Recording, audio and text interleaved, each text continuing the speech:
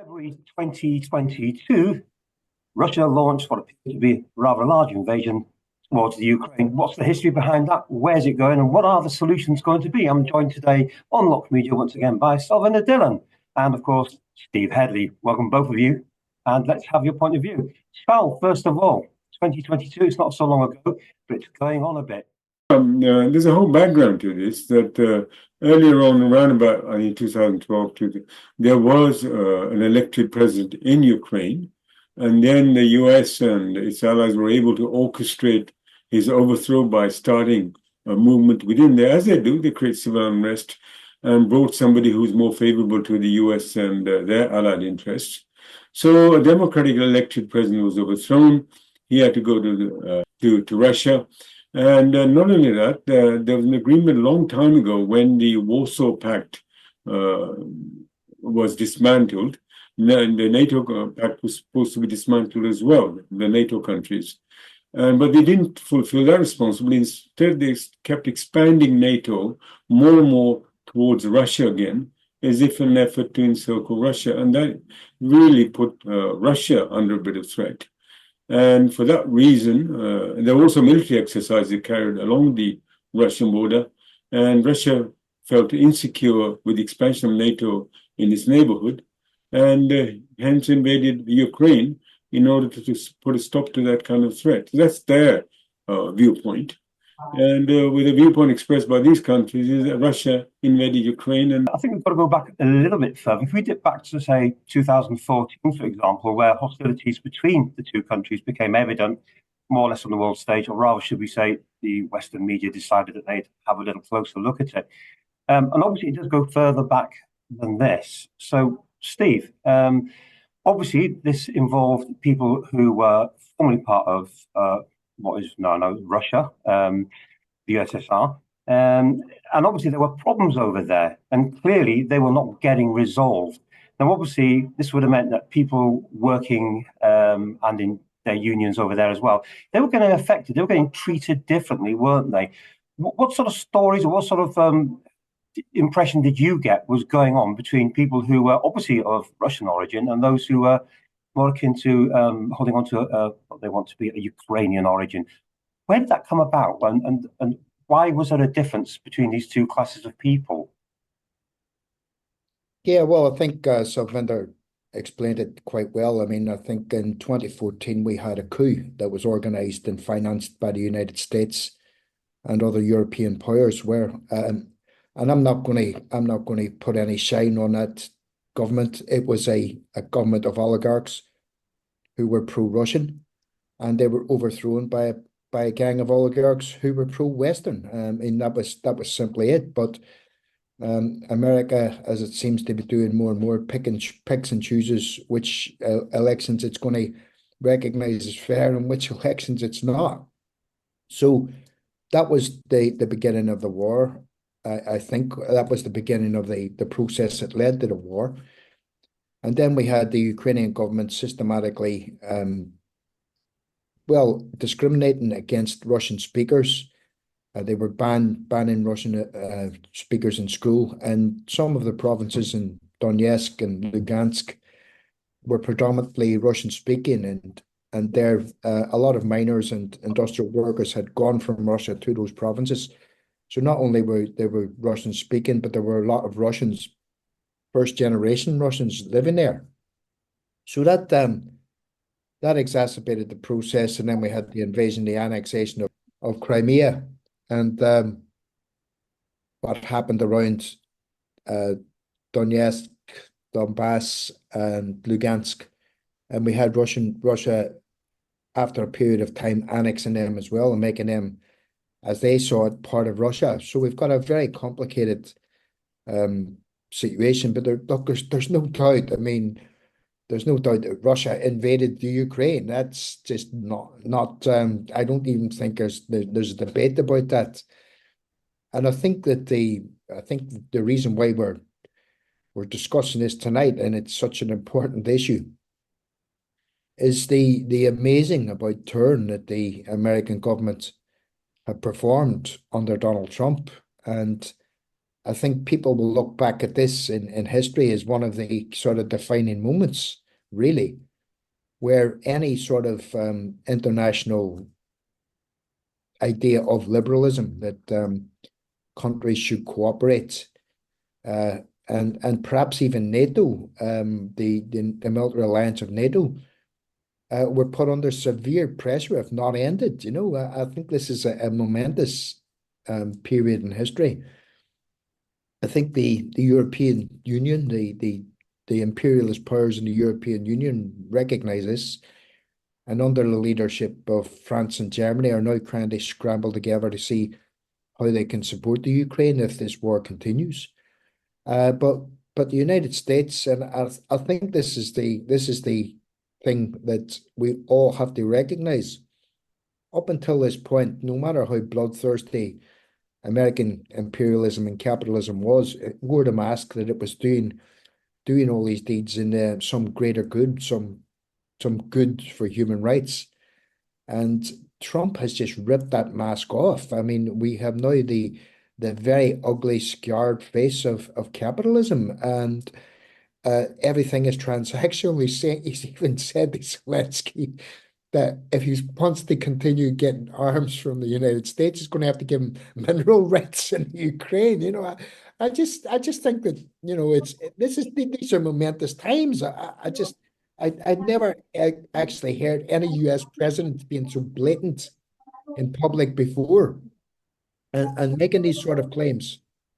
But I think it will backfire badly on them. I don't know. I don't want to have this as a monologue, so I'd like to sort of see if you agree with me that this is a kind of momentous period that we're actually living through. Interesting what Steve and what David mentioned. But first of all, why do people feel disillusioned in Ukraine that gave the possibility for the US to have a coup there? Is because ever since the abandonment of the principle, because in the USSR, you had the Union of Soviet Socialist Republics, then you had the various regions, even Ukraine, Kazakhstan and all that. And the understanding between them was anything that was common to the Union of Soviet USSR was handled commonly. And the rest was more like a family, that everybody had to have the right of self-determination, had autonomy, and the economic interests were looked after. So there was more like a family, equality. And once that principle was violated with the coming I would say Khrushchev, but many others may have a different view on that. That soon after that, you find the Hungarian uprising, you have the Czech uprising against the very system of which they were a part of or supportive of each other. And that means there was disillusionment there as well. And the cause of that was the abandonment of the fundamental principle that when you're like a Union of Soviet Socialist Republics or any country that has a revolution with different nationalities there, they also have to have their autonomy and their economic interests looked, and not one major power start taking advantage of the others. And gradually that led to the erosion of bureaucracy and other things, the erosion of socialism and collapse of the Soviet Socialist Republics, and disintegration even, which gave an opportunity for US hegemony to emerge and do what they did in Ukraine. And one more thing I'd like to bring is that this was a part of a plan. If we looked at Kissinger and the Nixon visit during the Vietnam War, a similar thing existed, that US wanted to create a division between the USSR and China, and Nixon even visited China at that time. And the similar thing is what they're trying to do is China is a fundamental issue here, why Trump is behaving like that. He sees China as the biggest threat in terms of economic, in terms of competition. He wants to isolate China. And obviously, they all wanted to weaken Russia.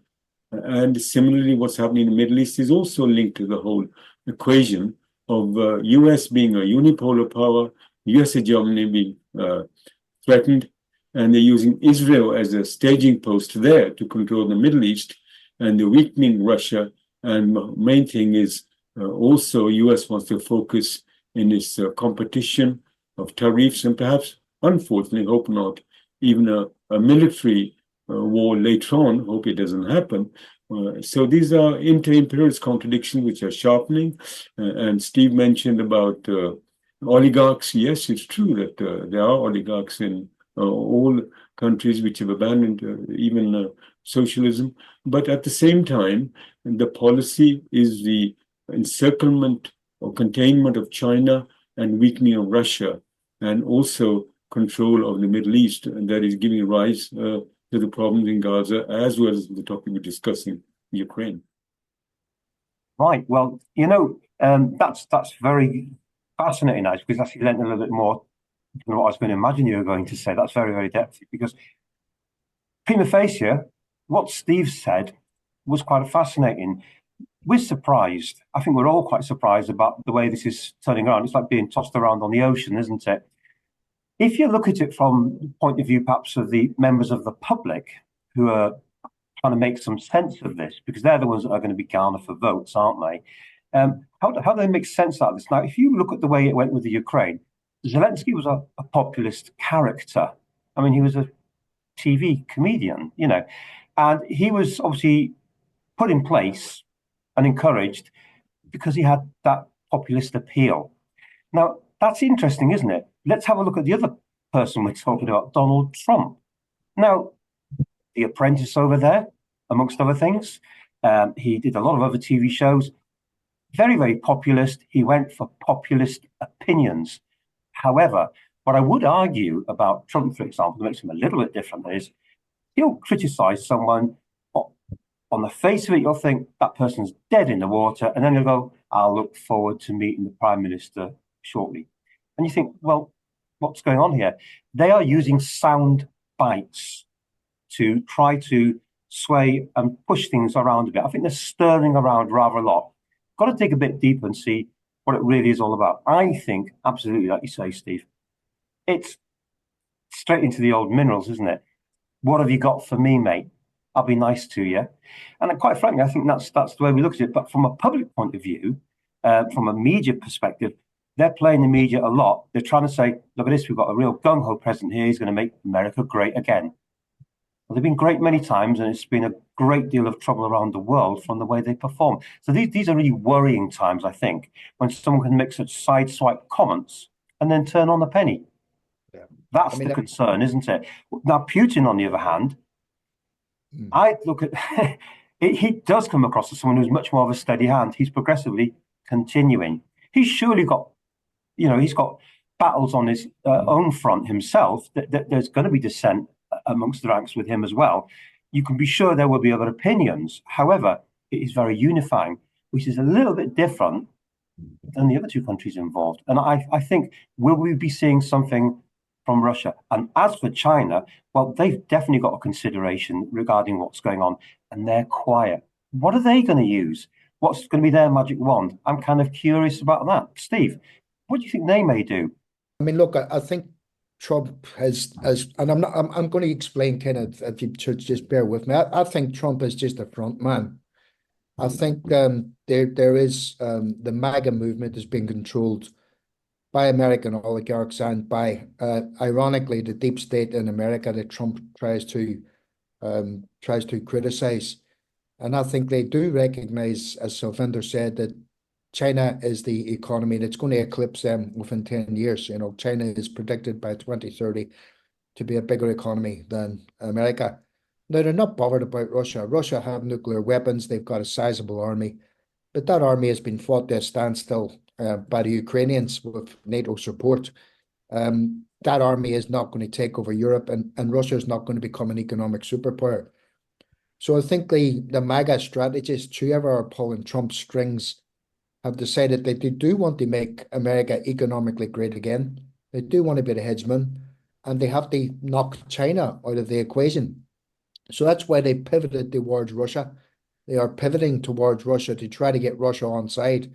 Now, I don't think Putin is that naive. I don't think that Putin will see this ruse over for anything other than it is, which is a maneuver from Trump to split him from China.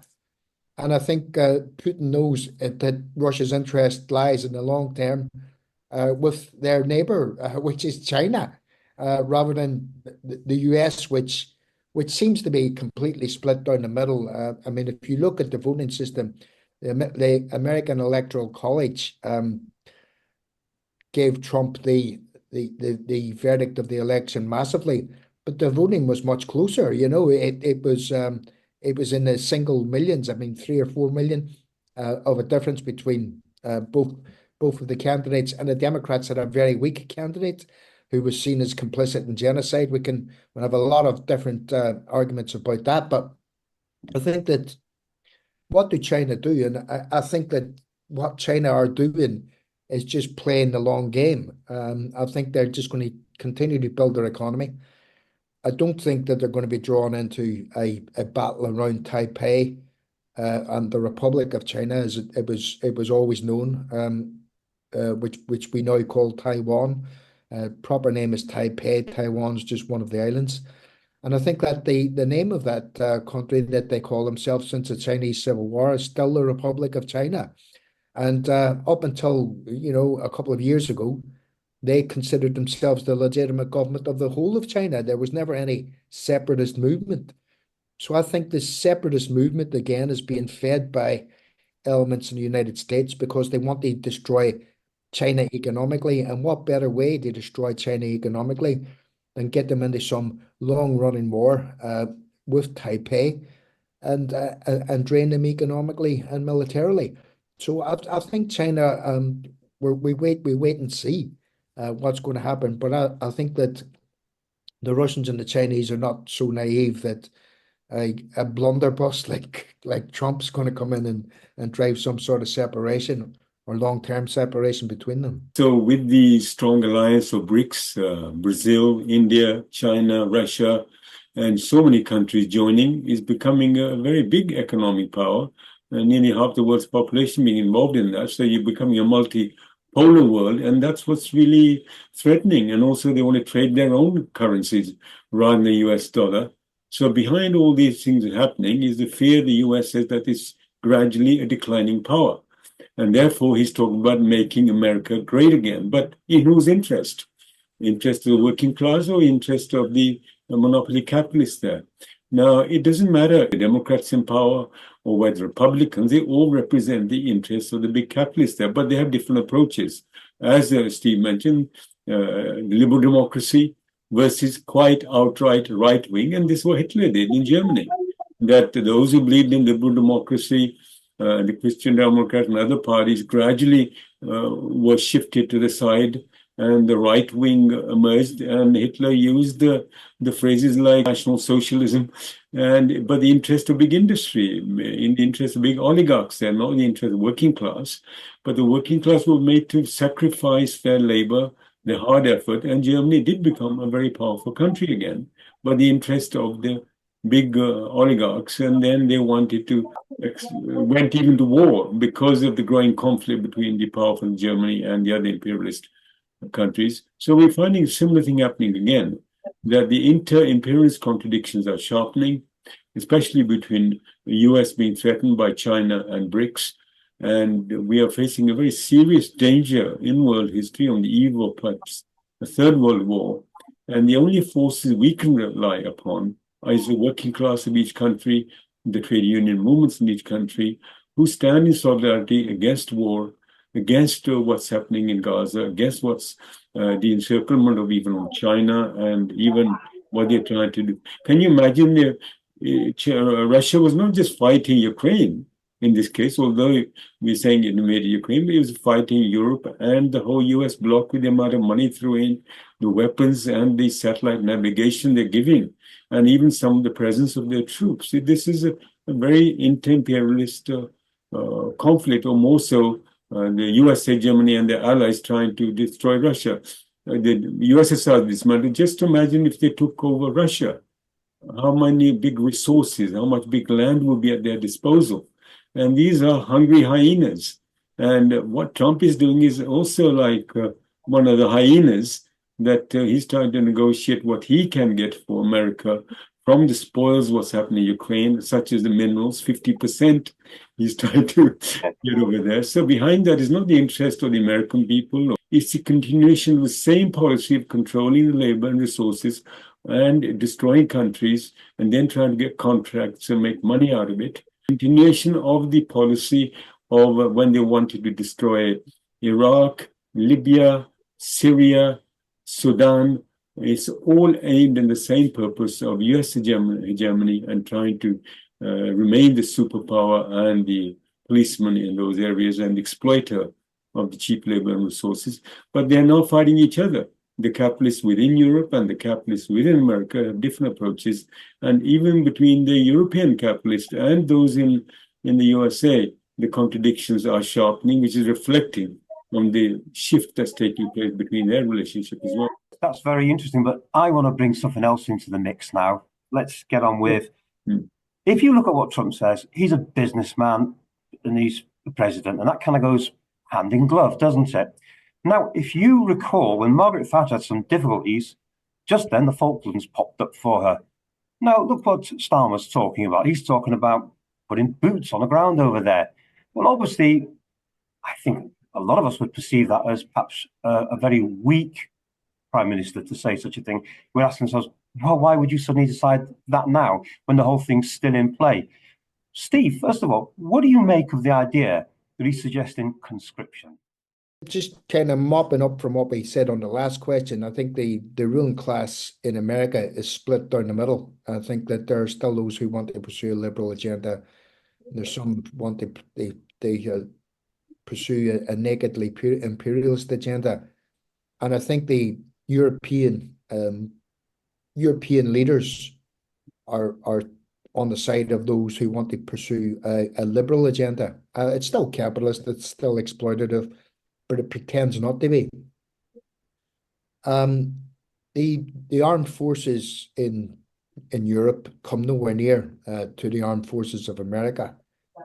And I think it's the damage that Trump has done to his own alliance is phenomenal. I think he's alienated France, Germany, Britain even. And when you've got Kemi Badenoch, for goodness sake, criticizing Trump, I think that there's serious splits there in that alliance, which has been there since the end of the Second World War, that NATO alliance. But I think that when we look at the sort of definitions of fascism, Mussolini said that fascism is corporatism. Okay, it's corporatism. When you have got the state and big corporations working hand in hand, and almost there's no space between them. And I think that's what Trump is outrightly and blatantly installed in America. When you've got the oligarchs like Elon Musk running around cutting programs, welfare programs, and government programs in the States, and blatantly profiteering from it, I think we're now seeing the merging of corporations and governments in the United States. So I don't think it's too strong a word to see we're having the emergence of fascism in the United States. I don't think that's I think it's just going to be a historical fact that is happening. What Europe does about it, I don't know. I think the people in this country have been told that welcome the Ukrainians with open arms, throw open your spare room.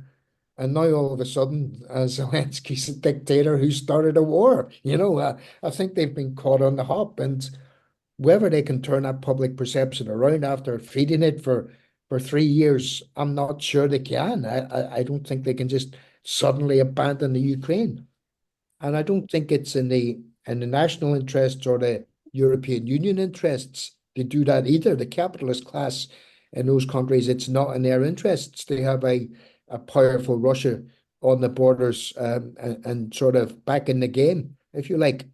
I'm quite sure they would have liked to have seen Russia dissected into smaller states. But I think we're in very interesting times. I can't see anybody in this country, even the sort of most crazy nationalist in this country, wanting to go off and die in the Ukraine. I really can't see it. And I think that if they bring in conscription to try to solve that problem, there will be mass desertions and we're going to see mass protests on the streets. People in this country may have sympathy with the Ukrainians, It's been a well-nurtured sympathy and a well sort of fed sympathy from our government. But I don't think that outside of a few lunatics that people will want to go and die in the Ukraine. Well, look, Steve, that's a very interesting point, and I'm glad you picked up on that on the original point towards the end of that, which is a good point to bring it in. The media's been out there doing exactly what the government wants it to do, which is to feed a specific narrative. Okay, and I don't think they even knew what that narrative really was once governments changed over, even though Starmer seems much more of the same. But I don't think they actually really know how that's going to play out. And I think it was a bit of an opening gambit on the part of Starmer to suggest boots on the ground, because he said some pretty stroppy things recently. He's been smashing. Like any left-wing journalist, for example, has really taken a good hiding. They've been arresting them on false pretenses. They punish them by just process, as opposed to the actual punishment at the end of it. So there's been a lot of subjugation of what would be the natural inclination of anyone who's a socialist to do or say something about it. Now people are thinking, well, I don't want to comment on it. And then in comes Starmer and starts saying what he thinks it should be. Now, they've pandered very, very much to quite far right attitudes, as you know yourself, whereby people have gone over to the Ukraine, former army officers and former squaddies as well, and they've gone out there, they've got themselves into trouble, and there's been a very sympathetic narrative played out in most of the papers that will give the story out. They're saying, oh, they've gone over there, they're fighting for them, they're concerned about things. And yeah, actually, these are what kind of fighters are they? They're not authorized by the government to go over there. They're not being told we want you to go over there.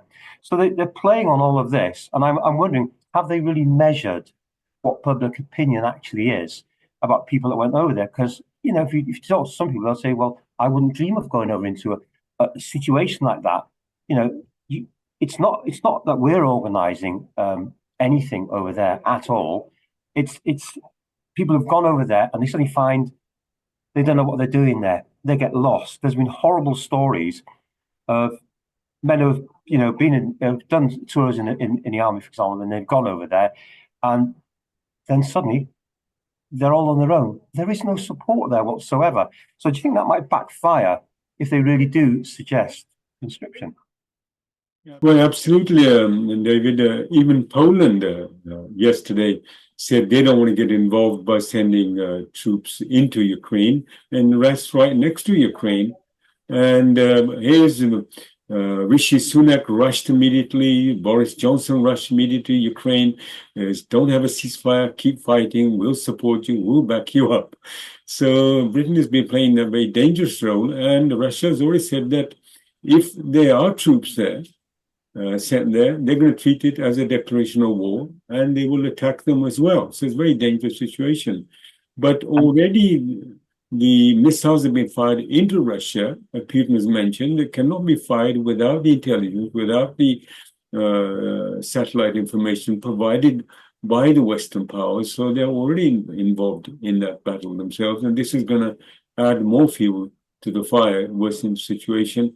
And Keir Starmer is just rushing to the US to become saying, look, let me be your poodle. And I think Trump might even push him back and say, no, I'll pick up some of the better poodle than you. What do you think is going to happen if they do suggest such a thing? And the reason I say that is because Putin is on record as saying, if the UK gets involved, then he will definitely target the UK. He's going to consider it a declaration of war. And quite frankly, I think they're going to, it's quite disturbing. I mean, Putin does tend to do what he says. He's careful what he says, quite clearly, but he gets on with the business, doesn't he? He's not flapping around with things. And I think, what can people really do to assure themselves that this might not? How can they dissuade other people from considering such a thing? Yeah, what do you think? I think there are kind of parallels with the First World War here. I think that the Labour Party in Britain are kind of playing the role of the Social Democrats in Germany just before World War One, and they were rallying people and whipping them into a patriotic fervor, And I think that this is the role that that Stammer will be doing. And if you look at the way that the Social Democrats treated the press, their main organ was Voorwaarts, which was a paper that workers read, and they were much more trusted by workers than the conservative and the far right in Germany. And I think that's the role that Stammer will be playing in Britain, and I think he will crack down. We've already seen, as you've mentioned, the crackdown on anti-war protesters here, and I think there will be. Sorry, that's anti-war in Palestine, the war on Palestine, the genocide, and I think this legislation will be used against anti-war protesters here, because if this is serious, and they are trying to put British feet on the ground, British boots on the ground in the Ukraine, I think there's going to be an enormous backlash in this country, the likes of which we've probably never seen. Because I think that there are two things actually. First of all, people think it's nothing to do with Britain. This is nothing to do with Britain. It's a war between Russia and the Ukraine, and Russia's strategic objectives are very limited. They want parts of the Ukraine and the Ukraine not to be in NATO. That's been explicit from the start. But secondly, I think that the attitude of Trump and people like that will be filtered into the right wing in this country. People like Farage will become far more prominent, and his ragtag sort of far right party is now polling nearly the same as the Tories and Labour in the polls. They're not a sort of fringe element anymore in that respect. So he could become a pole of attraction that says, well, we don't want the war either, and we could have this kind of bizarre situation where the far right are the ones that are coming out in the mainstream opposing the war.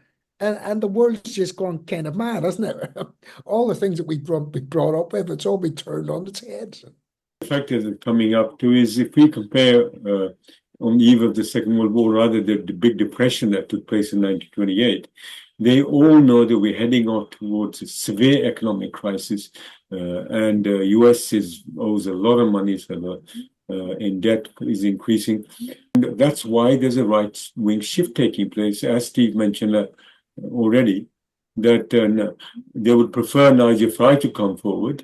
Yes, he's against the war, but the idea is also the Labour Party is got a hold in the trade union movement. They'll betray the interest of the working class in this country.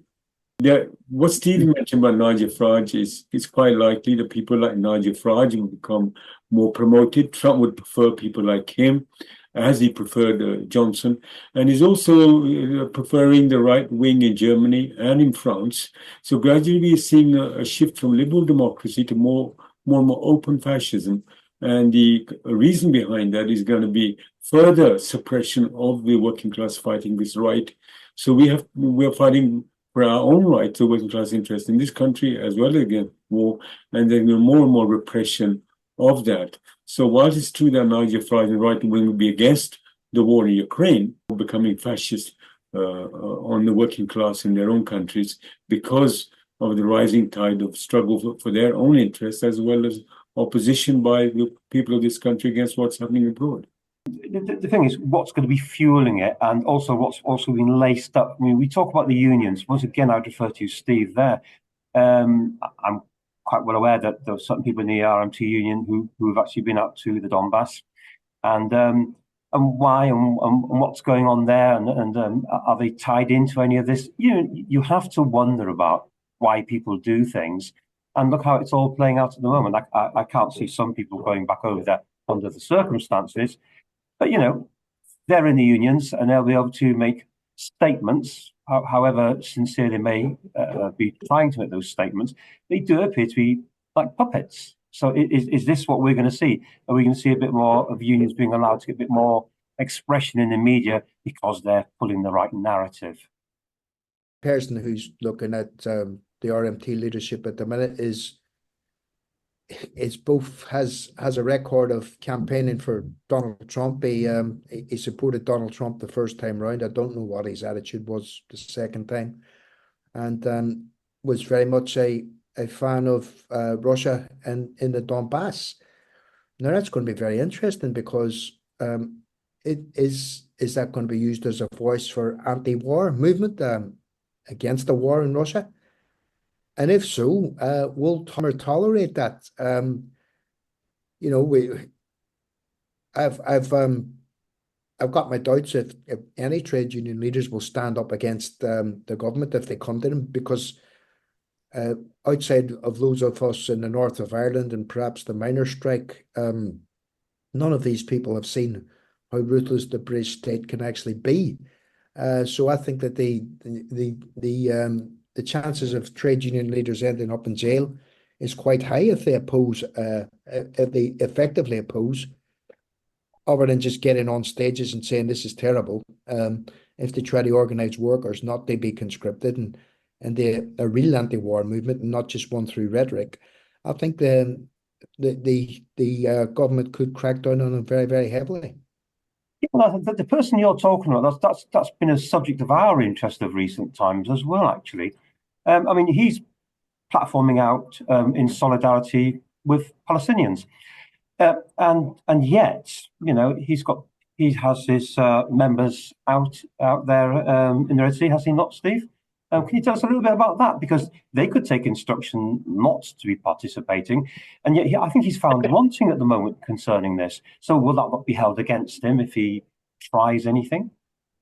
Is it a way of muting the unions? Is this a way of muting them? I mean, if he actually becomes, for instance, a supreme power within that union, for example, which he could well be, then they've got someone they can mute reasonably easily, I suppose, if that's the case. Well, I mean, I don't know about the machinations of the state, but all I can say is that all the unions have been an absolute disgrace in this country over Palestine, and we've mentioned this several times in our discussions. I think that, you know, these people have got an absolute brass neck. They get on platforms, they say how terrible the genocide is, what, you know, how they're fully supporting Palestinians, and in the case of the RMT leadership, they allow their members to be used in the Red Sea, not just attacking Yemen, but also having flights over Palestine and giving that information to Israel and America so they can bomb it, you know. So yeah, there are big contradictions in the trade union movement, and no one outside of ourselves seem to want to talk about that. The Palestinian Solidarity Committee and other bodies, the anti-war movement in this country, are quite happy to platform these people and give them the chance to spout their hypocrisy. Now, whether that changes if there comes to blows between the West and Russia, or Europe and Russia, as it looks like now, that may change. I'm not sure, but I think if it does, the government will crack down very heavily on it. I think the situation in Palestine isn't going to improve. There's no way Israel is going to give up their territories it's already captured. What's happened in Syria is also showing that they've also taken a part of a certain section of Syria. So they're going to try to have that control under Israel. This has been a plan for a long time to control the territory of Palestine, Syria, and this whole line of axis they've had, they're going to continue with that policy.